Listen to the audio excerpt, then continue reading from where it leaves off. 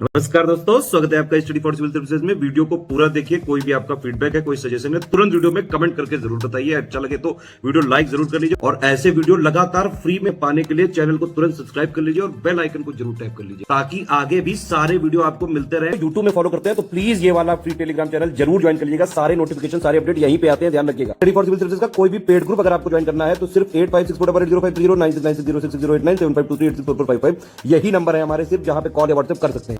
Instagram पे हमारा page जरूर फॉलो कर लीजिएगा, स्टडी फॉर सिविल .सर्विसेज है। ट्विटर पे हमको जरूर फॉलो कर लीजिएगा, @study for civils है। सारे क्वेश्चन अटेम्प्ट करिए और स्कोर अपना तुरंत कमेंट करके बताइए। के प्रीलिम्स एग्जामिनेशन के लिए मॉक टेस्ट की हमारी श्रृंखला में आज हम देखने वाले हैं सेक्शन वाइज मॉक टेस्ट में तद्भव और तत्सम शब्दों को। संस्कृत से जो शब्द सीधे ही हिंदी के शब्दकोश में आ चुके हैं और उनका स्वरूप परिवर्तित नहीं हुआ तो उनको तत्सम कहा गया, मतलब उनका स्वरूप जो है वो यथावत है। और कुछ ऐसे शब्द हैं जो कि संस्कृत से बिगड़ते बिगड़ते, उनका स्वरूप बिगड़ते बिगड़ते वो हिंदी में प्रवेश करते हैं तो वो हो जाते हैं तद्भव, यानी संस्कृत वाले स्वरूप से उनका जो रूप है वो भिन्न हो जाता है लेकिन अर्थ वही रहता है। तो आप देखें इनमें प्रश्नों को, और ये आपके पूरे पेपर का मतलब जो पूरा सामान्य हिंदी का आपका प्रश्न पत्र होगा उसमें एक सेगमेंट होगा। तो कुल मिलाकर 50 MCQs हैं, प्रैक्टिस आप कर सकते हैं। बिना देर किए शुरू करते हैं।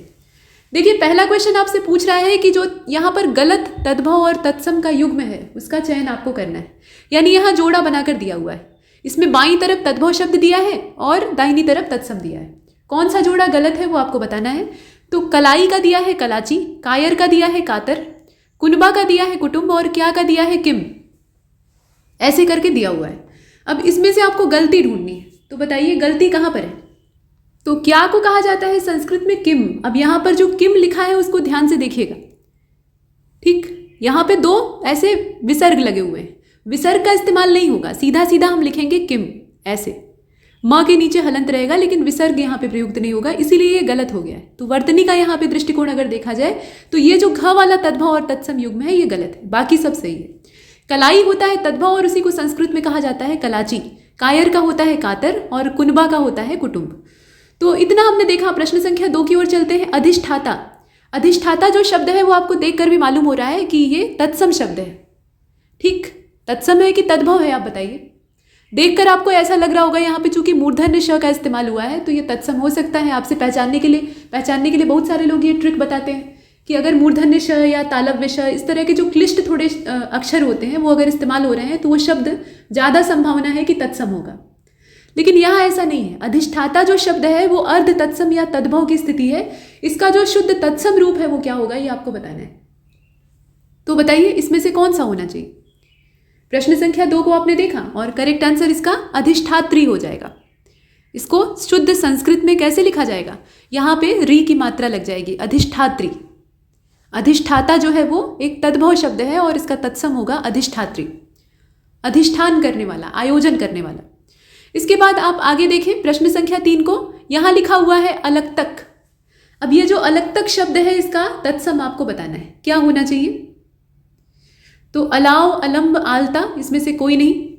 और प्रश्न संख्या 3 जो है इसका करेक्ट आंसर ग हो जाएगा। अब यहाँ पर आपको तद्भव बताना था, ये लिखा होना चाहिए कि तद्भव बताइए, क्योंकि ये जो शब्द है ये तत्सम है। अलग तक जो आप देख रहे हैं ये असल में तत्सम शब्द है, संस्कृत का शब्द है, इसका आपको तद्भव बताना था तो ये हो जाएगा आलता। आलता मतलब समझ रहे हैं, जो पैर रंगने के लिए रंग इस्तेमाल होता है, लाल रंग होता है, गुलाबी होता है। असल में पहले जो नाउन होती थी, नाउ परिवार होता था तो वहाँ की जो महिलाएं होती थी वो रंग घोलकर शुभ अवसरों पर महिलाओं के पैर में लगाती थी। पुरुष भी कभी कभार पैर में लगाते थे। तो वो पैर रंगने की जो प्रक्रिया है तो उसमें जो रंग इस्तेमाल होता है उसको आलता कहा जाता है, ठीक। तो उसके लिए शुद्ध शब्द है अलग तक। इसके बाद चौथे प्रश्न में पूछा गया कि कौन सा शब्द तद्भव है। तो अब ध्यान से देखिएगा, अंडी दिया है, अवगुण दिया है, उपमाता दिया है और अपर दिया है। और प्रश्न संख्या 4 का जो सही जवाब है वो इसमें ग हो जाएगा, उपमाता। उपमाता जो है वो एक तद्भव शब्द है, बाकी जितने हैं वो क्या है, तत्सम है। अंडी, अवगुण और अपर ये तत्सम शब्द है। उपमात्री होता है असल में तत्सम, उपमाता जो है वो क्या है, तद्भव है।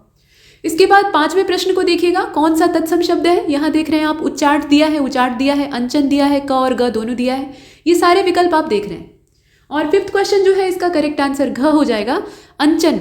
माफ कीजिएगा, इसमें घ वाले को हमने चुना है, यानी लास्ट वाले को, क और ग दोनों, यानी उच्चाट और अंचन। उचाट जो है वो तद्भव शब्द है और उसी का जो शुद्ध तत्सम रूप होता है वो होता है उच्चाट, ठीक है। और अंचन जो शब्द है वो भी अपने आप में तत्सम है। तो इसमें से हमने क और ग दोनों को चुना, यानी घ को चुन लिया। और इसके बाद प्रश्न संख्या 6 में चलते हैं, जिसमें पूछा जा रहा है कि गलत जो तत्सम तद्भव, अब यहाँ पे गलत तद्भव और तत्सम युग्म है, यानी पहले तद्भव शब्द दिए हैं उसके बाद तत्सम दिया है, तो ऐसे युग्म का आपको चयन करना है। मतलब यह है कि 3 सही है, कोई एक गलत है। लेकिन इसमें ध्यान से देखिएगा, उपरोक्त का दिया है उपर्युक्त, उपरोक्त क्या है तद्भव है और उसका दिया है उपर्युक्त, ईख का दिया है इक्षु, उगटन का दिया है उद्घटन, और उपरोक्त में से कोई नहीं।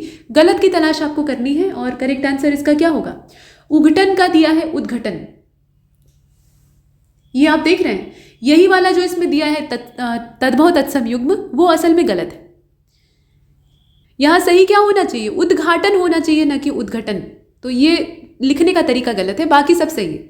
प्रश्न संख्या 7 को देखते हैं, कौन सा तत्सम है। हरीतिकी लिखा है, विभीतिकी लिखा है, त्रिफला लिखा है, सभी मतलब जितने हैं सभी सही हो जाएंगे, यानी सभी तत्सम हो जाएंगे। तो बताइए इसमें से कौन सा होगा। अब इसमें तो चौथे वाले को ही चुन लीजिए, यानी घ को सभी जो है वो तत्सम शब्द हैं। हरीतिकी हर्रे को कहा जाता है, विभीतिकी जो है वो बहेड़ा को कहा जाता है, और हरीतिकी विभीतिकी और आमलकी यानी आंवला, तीनों को मिलाकर जब एक निश्चित अनुपात में, बराबर नहीं निश्चित अनुपात में जब चूर्ण बनाकर मिलाया जाता है आपस में, तो जो रसायन तैयार होता है उसको कहते हैं त्रिफला, जिसमें कि 3 फल मिले हुए होते हैं। तो ये तीनों ही तत्सम शब्द हैं। और इसके बाद 8वें नंबर के प्रश्न को देखिएगा, अहिफेन और अपठ, ये किस प्रकार के शब्द हैं, ये आपको बताना है।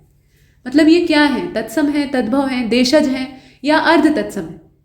तो 8th क्वेश्चन जो है इसका राइट आंसर क हो जाएगा। ये तत्सम शब्द है, इसमें कोई संदेह नहीं।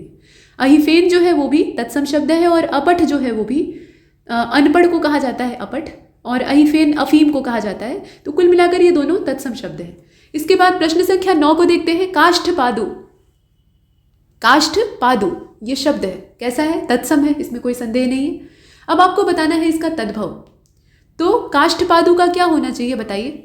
9th क्वेश्चन का जो करेक्ट आंसर है वो होगा खड़ाऊं। खड़ाऊं अगर आप मतलब पूजा घरों में आपने देखा होगा, या पूजा पाठ के स्थानों पे, तो जो पुजारी होते हैं या आमतौर पे कोई भी मनुष्य पूजा करता है तो खड़ाऊं पहन लेता है कभी कभार।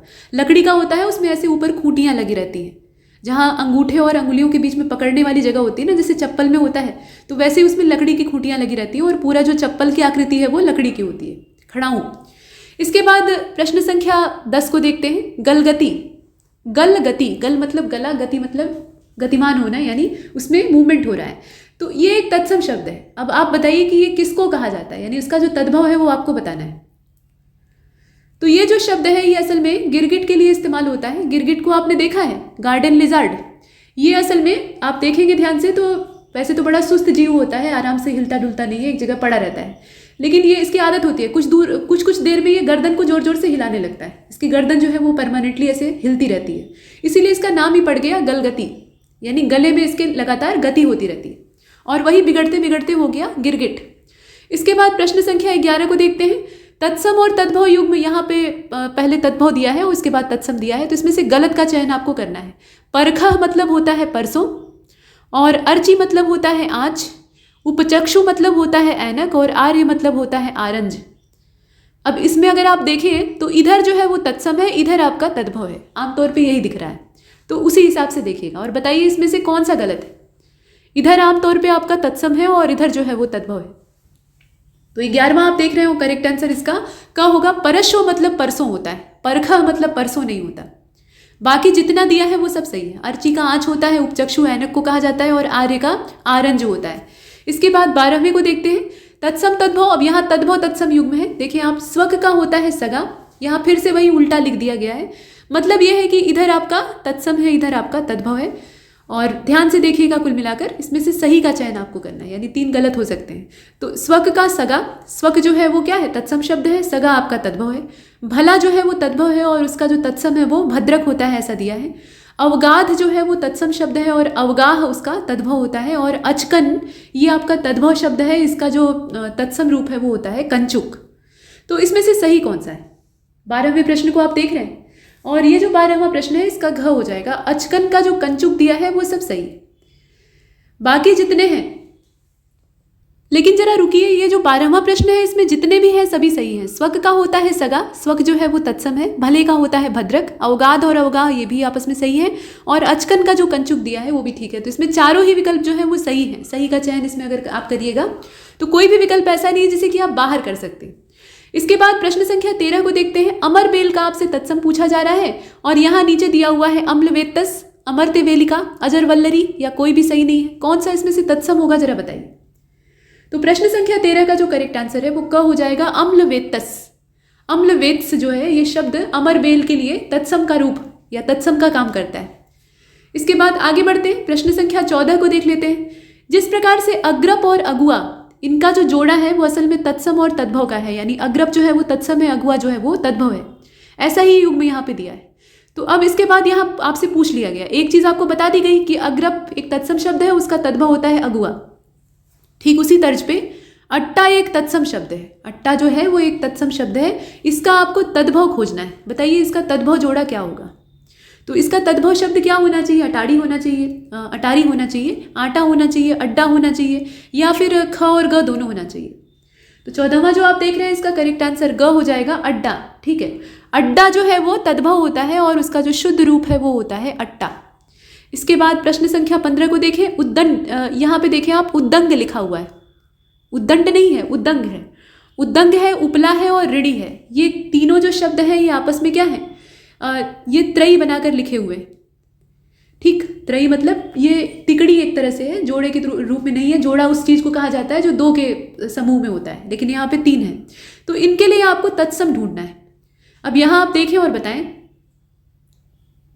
उद्दंग, उपला और ऋणी ये तद्भव है, तीनों जो है वो क्या है, तद्भव है। इनके लिए जो आप तीन का यहाँ पे समूह खोजेंगे वो असल में क्या होना चाहिए, तत्सम होना चाहिए इनका। तो देखिए और बताइए। और ये जो 15वां है इसका करेक्ट आंसर इसमें से ग हो जाएगा, उत्संग, उत्पल और ऋणिन। ये जो है उद्दंग जो है वो तद्भव है, उसका शुद्ध जो तत्सम रूप है वो होता है उत्संग, और उपले का होता है उत्पल, ऋणी का होता है ऋणिन। ऋणिन जो है वो तत्सम है, ऋणी जो है वो तद्भव है। इसके बाद 16वें प्रश्न को देखिएगा, जिसमें कहा जा रहा है कि औदाना और औटाना, औदाना और औटाना ये दोनों जो है ये तद्भव शब्द हैं। इनके लिए तत्सम युग्म आपको खोजना है। तो इसमें आप देखें और बताएं। उन्माद और उपवेष्टन होगा, उद्विग्न और उत्पद्यते होगा, उन्माद और उत्तापन होगा, उत्पद्यते और उत्तापन होगा। इसमें से होगा कौन सा। तो प्रश्न संख्या 16 को आपने देखा और इसका जो राइट आंसर है वो इसमें से ग हो जाएगा, उन्माद और उत्तापन। ये वाला जो है ये सही है। औदाने का मतलब होता है उन्माद और औटाने का होता है उत्तापन। मतलब का यहाँ तात्पर्य ये है कि तत्सम आपसे पूछा जा रहा है। ठीक, तो उन्माद को कहा जाता है औदाना और उत्तापन जो है ये कहा जाता है औटाने को। कहते हैं ना दूध औटा रहे हैं, तो इसका मतलब है कि उसे उत्तापित कर रहे हैं, एक उच्च ताप पे गर्म कर रहे हैं लगातार। इसके बाद प्रश्न संख्या 17 को देखिएगा। अपर एक तत्सम शब्द है और इसका तद्भव क्या होगा। अपर क्या है, वो एक तत्सम शब्द है, इसका तद्भव आपको बताना है। तो ऊर्ध्व होगा, ज्येष्ठ होगा, और होगा कि अन्य होगा। 17वां प्रश्न आप देख रहे हैं, करेक्ट आंसर इसका ग हो जाएगा। यहाँ आप देखें और जो शब्द है ये तद्भव है और उसी का तत्सम होता है अपर। इसके बाद प्रश्न संख्या 18, एकोनविंशति, एकोनविंशति या फिर ऊनविंशति, वही बात है, ऊनविंशति असल में ये तत्सम शब्द है। चाहे आप एकोनविंशति कहिए या फिर ऊनविंशति कहिए, एक ही चीज़ है, मतलब दोनों एक ही संख्या को कहा जाता है। वो संख्या तद्भव रूप में हम किस नाम से जानते हैं वो आपको बताना है। ये हम 29 को कहते हैं, 19 को कहते हैं, या फिर 19 को कहते हैं, किसको कहते हैं, मतलब 29 को कहेंगे कि 19 को कहेंगे, बताइए। तो 18वां को आप ध्यान से देखें, यहाँ क्या लिखा हुआ है, एकोनविंशति, यानी विंशति मतलब होता है 20 और उससे एकोन यानी एक कम, तो 20 में से एक घटाया तो कितना आया, 19 आया। वही चीज़ यहाँ भी है, ऊनविंशति, उनका उन जो उपसर्ग है ना वो एक कम के लिए इस्तेमाल होता है। तो विंशति यानी 20 से एक कम, फिर वही 19, तो 19। अब 19 इसमें से कौन सा चुनेंगे, ख वाला। इसके बाद आगे चलते हैं, ध्यान दीजिएगा 19 को हम दोनों रूपों में देखते हैं, एकोनविंशति और ऊनविंशति। इसके बाद प्रश्न संख्या 18 के बाद आगे बढ़ते हैं और देखते हैं अगले वाले को, यानी 19वें को, कंकण और कंकती। देख रहे हैं आप दोनों को, कंकण और कंकती ये तत्सम युग्म है, यानी तत्सम जोड़े हैं। इनका तद्भव आपको तलाशना है। तो नीचे कंगन और ककही दिया है, कंघी और कंगन दिया है, ऐसे करके दिया हुआ है। तो 19वां जो आप देख रहे हैं इसका राइट आंसर घ हो जाएगा, यानी क और ग दोनों सत्य हैं, क भी सही है और ग भी सही है। कंगन और ककही मतलब कंकड़ जो होता है ना, ये कंगन को कहा जाता है, तो दोनों में कंगन दिया हुआ है। और ककही और कंघी दोनों जो है ये कॉम्ब यानी कंघी के लिए इस्तेमाल होते हैं और उसका शुद्ध रूप होता है कंकती। तो इसमें से घ को चुना। इसके बाद प्रश्न संख्या 20 को देखते हैं, करवर्त और करपत्र। करवर्त और करपत्र, ये शब्द आपस में तत्सम है। मतलब आपस में तत्सम का मतलब ये जोड़े हैं, तत्सम जोड़े हैं। अब इनका तद्भव रूप आपको तलाशना है। करवर्त का तद्भव क्या होगा और करपत्र का तद्भव क्या होगा, दोनों का जोड़ा यहाँ पे खोजिए, देखिए और बताइए। तो 20वां जो आप देख रहे हैं इसका करेक्ट आंसर ख हो जाएगा। करवट के लिए ये दोनों शब्द इस्तेमाल होते हैं। असल जो शब्द होता है वो होता है करवर्त, ठीक है, करवर्त, उससे बना है करपत्र और उसके बाद बन गया करवट। ये शब्द के बिगड़ने की अवस्था है। मूल शब्द था करवर्त, थोड़ा बिगड़ा तो बना करपत्र और उससे ज़्यादा बिगड़ गया तो बन गया करवट। इसके बाद 21वें को देखें। 21वें में कहा जा रहा है कि करेले का जूस मधुमेह की अचूक दवा है। ठीक, शुगर अगर आपको हो गया, मतलब शुगर की बीमारी हो गई है, तो शुगर तो सबके अंदर होता है, मतलब शुगर का अनियंत्रण हो गया है, तो उसके लिए जो करेले का जूस है वो आपको पीना चाहिए। अब इसमें करेले के नीचे जो है वो अंडरलाइन किया है, बाकी वाक्य से कोई लेना देना नहीं। आपको ये बताना है कि रेखांकित शब्द का तत्सम रूप क्या होगा। अब नीचे आप देखें शब्द दिया है करेले का, यहाँ तत्सम आपसे पूछ रहा है। तो 21वां आपने देखा और इसका जो राइट आंसर है वो इसमें घ हो जाएगा। कारुवेल्य यानी कड़वी बेल। तो कारुवेल्य जो शब्द है वो करेले के लिए तत्सम का काम करता है। प्रश्न संख्या 22 को देखते हैं।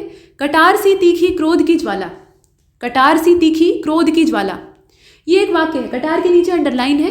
कटार का आपको तत्सम शब्द बताना है। कटार एक तद्भव है, उसका तत्सम आपको बताना है। करटार होगा, कष्ठार होगा, कट्टार होगा, कुष्ठार होगा, इसमें से कौन सा होगा।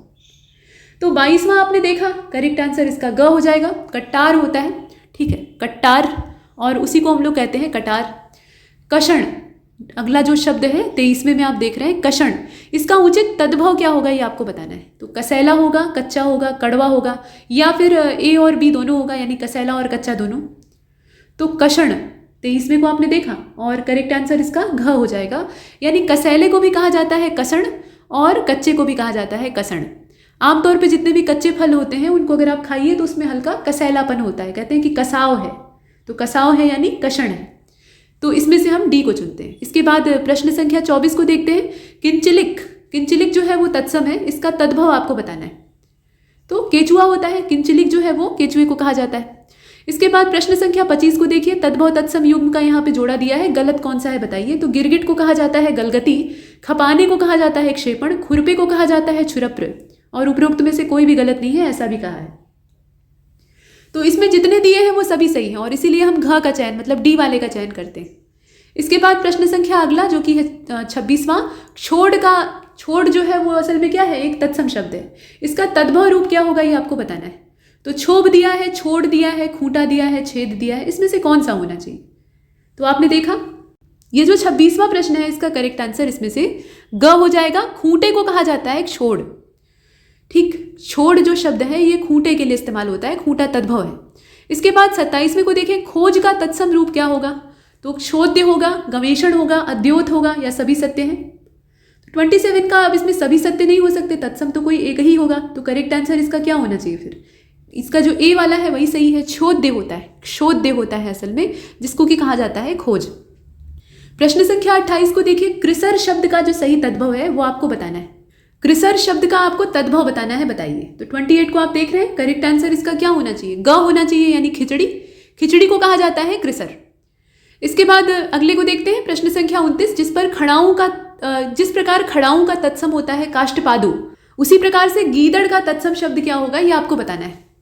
यहाँ पर पूछा गया कि खड़ाऊं का जो तत्सम है वो आपको दे दिया है, बताइए कि गीदड़ का तत्सम शब्द क्या होगा। तो ये प्रश्न जो है ये आपको छोटी सी इन्फॉर्मेशन भी देता है, हालांकि ये चीज़ आपने पीछे भी देख रखी है। गीदड़ का आपको कुल मिलाकर तत्सम बताना है, तो इसमें से आप देखें और बताएं। और ये जो 29वां है इसका करेक्ट आंसर क हो जाएगा। इसमें जो गृध शब्द है वो इस्तेमाल होगा इसके तत्सम के तौर पे। अगले को देखते हैं। दिया हुआ है गैरिक और घर्म, गैरिक और घर्म, ये जो है ये तत्सम शब्द युग्म है, इसका तद्भव रूप क्या होगा आपको बताना है। तो देखिए और बताएं। गोरस और घाटी, गेरू और घर्षण, गेरू और घाम या धूप, या ए और बी दोनों। तो प्रश्न संख्या 30 को आपने देखा, करेक्ट आंसर इसका ग हो जाएगा। यहाँ आप देख रहे हैं गेरू, गेरू को कहा जाता है गैरिक, तत्सम रूप उसका दिया था।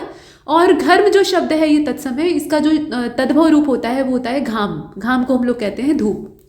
इसके बाद 31वें में देखें, दो शब्द दिए हुए हैं, एक तो है आसोज, दूसरा दिया है आखा। इनका जो तद्भव रूप है, मतलब ये जो शब्द है ये क्या है, तद्भव है। दोनों जो शब्द यहाँ दिए हैं वो असल में तद्भव है, इनका तत्सम युग्म आपको बताना है। तो आशा और अक्षर होना चाहिए, आश्विन और अक्षय होना चाहिए, अक्षय होना चाहिए, आशीष और अक्षर होना चाहिए, या सभी गलत हैं? बताइए इसमें से कौन सा होगा। प्रश्न संख्या 31 को आपने देखा और 31वां जो है इसका करेक्ट आंसर ख हो जाएगा, आश्विन और अक्षय। आश्विन जो महीना होता है ना उसको कहते हैं आसोज, और आखा ये जो शब्द है इसका शुद्ध रूप यानी तत्सम रूप होता है अक्षय। इसके बाद प्रश्न संख्या 32 को देखते हैं। अब आप कहेंगे कि एक अनाज चालने का भी आखा होता है, गेहूं और बाकी जो अनाज होते हैं, धान्य होता है, उसको डाल के आखा जाता है ताकि जो उसमें अशुद्धियां हैं वो नीचे झर जाए और जो मूल अनाज है वो आखे में रह जाए। तो उसकी भी वही बात है। अक्षय का मतलब होता है बिना टूटे अनाज के कण, जिनमें कि कोई टूट फूट ना हो, ऐसे साबुत अनाज के जो दाने होते हैं। ठीक, तो ऐसे जो अक्षय पदार्थ हैं वो क्या होते हैं, आंखें में टिक जाते हैं और बाकी जो टूट फूट वाले कण खुद्दी हैं वो नीचे झर जाते हैं। तो कुल मिलाकर ख वाले को देखा, सही है। इसके बाद 32वें को देखते हैं। यहाँ देखें प्याज, प्याज का तत्सम शब्द आपको बताना है। तो पावेज होगा, पलांजू होगा, पलांडू होगा, पलितम होगा, इसमें से कौन सा होगा। 32वां आप देख रहे हैं, करेक्ट आंसर ग हो जाएगा। ये पलांडू होती है, पलांडू जो शब्द है वो तत्सम है और उसी को हम लोग कहते हैं प्याज। प्रश्न संख्या 33 को आपने देखा, पक्षमोर पारपत्र, पक्षमोर पारपत्र, ये दो शब्द दिए हैं जो कि देखकर मालूम होता है कि तत्सम है। इनका तद्भव युग्म आपको बताना है। तो पलक और परिपत्र होगा, पक्ष और परपटी होगा, पलक और पासपोर्ट होगा, या इसमें से कोई नहीं। तो 33 को आपने देखा और इसका जो राइट आंसर है वो इसमें से कौन सा हो जाएगा, ग वाला हो जाएगा। ठीक, मतलब पलक को कहते हैं पक्ष, पक्ष में जो है वो तत्सम है, पलक उसका तद्भव है, और पारपत्र यानी पासपोर्ट। इसके बाद 34वें को देखिए, 34वें में कहा गया कि एड़ी जो शब्द है वो तद्भव है, उसका तत्सम आप बताइए। एड़ी का होगा, पोर्षणी होगा, पार्षणी होगा, परेशनी होगा, इसमें से कौन सा होगा। तो 34 को आप देख रहे हैं, राइट आंसर इसका ग हो जाएगा, पार्षणी। एड़ी को कहा जाता है पार्षणी। इसके बाद आगे बढ़ते हैं, प्रश्न संख्या 35 को देखते हैं। पत्नी का तद्भव, पत्नी जो है वो एक तद्भव शब्द है, इसका तत्सम क्या होना चाहिए बताइए। तो 35वें को आपने देखा, करेक्ट आंसर इसका ग हो जाएगा, पुरंध्री। पुरंध्री जो शब्द है वो असल में तत्सम है और उसी का तद्भव होता है पत्नी। वैसे पुरंध्री एक ऐसी महिला को कहा जाता है जिसके पीछे पूरा भरा पूरा परिवार हो, यानी उसके लड़के बच्चे हों और उसका पति हो, तो वो पत्नी। प्रश्न संख्या 36 को देखते हैं। समर्पण शब्द का, समर्पण जो शब्द है वो असल में क्या है, अर्ध तत्सम है ना, तो ये तत्सम ही रह गया ना तद्भव ही। और इसका पूर्ण तत्सम रूप क्या होगा ये आपको बताना है। तो प्रणिपात होगा, प्रणिधाय होगा, प्रणिधान होगा, या फिर सभी होगा।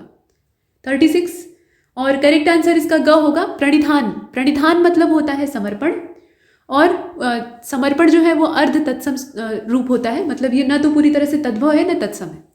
इसके बाद 37 को देखते हैं। अंगोछा यानी अंग प्रौछा जो है ये सभी प्रामाणिक किंतु प्रचलित शब्द हैं, मतलब अंगोछा भी और अंग प्रौछा भी, लेकिन इनका उत्पत्ति का जो मूल तत्सम शब्द है। वैसे आप देखते हैं तो सामान्य तौर पे दिखाई देता है कि अंग प्रौछा जो है वो असल में क्या है, तत्सम है, और उसका तद्भव है अंगोछा, यही आप देखते हैं। लेकिन इन दोनों शब्दों की उत्पत्ति किस मूल शब्द से हुई है, जो मूल शब्द होगा वही तत्सम होगा, तो वो तत्सम शब्द होगा कौन सा बताइए। वो गात्र आवरण है, गात्र मार्जनी है, गर्मछा है, या इसमें से कोई नहीं है। तो 37 को आप देख रहे हैं और करेक्ट आंसर इसका गात्र मार्जनी होगा। ठीक है, इसके बाद आगे देखते हैं 38 को। हसंती और अंगार शक्ति, हसंती और अंगार शक्ति ये दोनों तत्सम शब्द हैं। आम बोलचाल का शब्द इनका क्या होगा बताइए। तो अंगीठी, अंगारक और कोई नहीं ऐसे करके दिया हुआ है। 38 का जो राइट आंसर है वो इसमें क हो जाएगा। अंगीठी के लिए दोनों शब्द इस्तेमाल होते हैं, अग्निष्ठिका भी कहा जाता है, अंगार शक्ति भी कहा जाता है, और हसंती भी कहा जाता है। इसके बाद प्रश्न संख्या 39 में आपसे कहा गया कि अचार, अचार जो शब्द है वो असल में देशज है, और इसका तत्सम रूप क्या होगा बताइए। देशज भी है प्लस तद्भव भी है, क्योंकि देश, जो देश काल में अपना रूप बदले वो जो शब्द होते हैं वो देशज होते हैं, मतलब जो लोक समाज है उसी से जन्म लेते हैं, अपने देश के स्वदेशी होते हैं। और कई बार ऐसा होता है कि बहुत सारे जो तद्भव शब्द होते हैं उनका रूपांतरण होने लगता है, तो उनसे भी देशज शब्द गढ़े जाते हैं। तो उनकी मूल उत्पत्ति कहीं ना कहीं तत्सम शब्दों से होती है। तो इसके लिए कुल मिलाकर आपको तत्सम बताना है, बताइए इसमें से कौन सा होगा। तो 39 का करेक्ट आंसर ग होगा, संधितम कहा जाता है। मतलब जो मूल संस्कृत का शब्द है वो है संधितम, और उससे बना हुआ है आचार। इसके बाद 40वें को देखते हैं। चिटकनी या सिटकनी या सांकल ये शब्द इस्तेमाल होते हैं, दरवाजे में लगी होती है, तो इसका शुद्ध तत्सम शब्द क्या होगा बताइए। तो इसमें आप देखें अर्गला कहा जाता है। अर्गला जो है ना ये सांकल को कहा जाता है। इसके बाद प्रश्न संख्या 41, श्रृंखला जंजीर को कहा जाता है। संशोकिशा जो शब्द है ये ऐसा कोई शब्द नहीं है, मतलब इसका कोई अर्थ नहीं होता। कुंडिन शब्द जो है ये जो कुंडल होते हैं उनके लिए इस्तेमाल होता है। अर्गला शब्द इस्तेमाल होता है सांकल के लिए यानी सिटकनी के लिए। इसके बाद 41वें को देखते हैं, किंचित कश्चित, ये दोनों शब्द जो है ये तत्सम है। इनका तद्भव क्या होगा बताइए। तो कुछ होगा, कितना होगा, कौन होगा, इनमें से कोई नहीं होगा। कौन सा होगा बताइए। करेक्ट आंसर घ हो जाएगा, इसमें से कोई नहीं। इसका जो तत्सम रूप होगा वो होगा कोई। कोई इसमें दिया ही नहीं है, तो इसीलिए हम घ को चुनते हैं और 41वें को देख लेते हैं। इसके बाद 42वें को देखिए, निम्नलिखित जो तत्सम तद्भव युग्म है, असल में तद्भव तत्सम युग्म है, उसमें से सही कौन सा है। तो कक्कड़ को कहा गया है करकर, कुपच को कहा गया है कर्षण, कोश को कहा गया है कोश, मतलब तालब विषय और मूर्धन्य विषय का इस्तेमाल हुआ है, और उपरोक्त सभी। तो इसमें से आपको चुनना है। करेक्ट आंसर इसका क हो जाएगा। सिर्फ इसमें सही कौन सा है, पहला वाला। कक्कड़ और करकर, कंकड़ को कहा जाता है कक्कड़, और वही उसका जो शुद्ध रूप है वो करकर होता है। बाकी कुपच मतलब होता है, यहां आप देख रहे हैं कुपच जो है वो असल में तत्सम शब्द है, और इसका होता है कच्चा। कच्चा जो है वो तद्भव होता है और उसी को हम कहते हैं कुपच।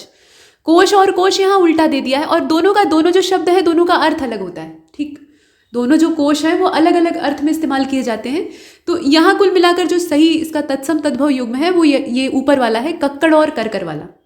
ठीक, इसके बाद 43वें को देखते हैं। तद्भव तत्सम युग्मों में से गलत का चयन आपको करना है। किनकी का यहाँ पे कणिका दिया है, कटहल का दिया है कंठफल, और कंकड़ का दिया है करकर, ऐसा दिया हुआ है। अब इसमें से आप बताइए गलती कहाँ पर है। तो गलती इसमें कहीं नहीं है, सभी के सभी जो है वो सही है। इसके बाद 44वें को देखते हैं। कर्तव्य का तत्सम क्या है, माफ कीजिएगा, कर्तव्य जो है वो तत्सम शब्द है, इसका तद्भव क्या है ये आपको बताना है।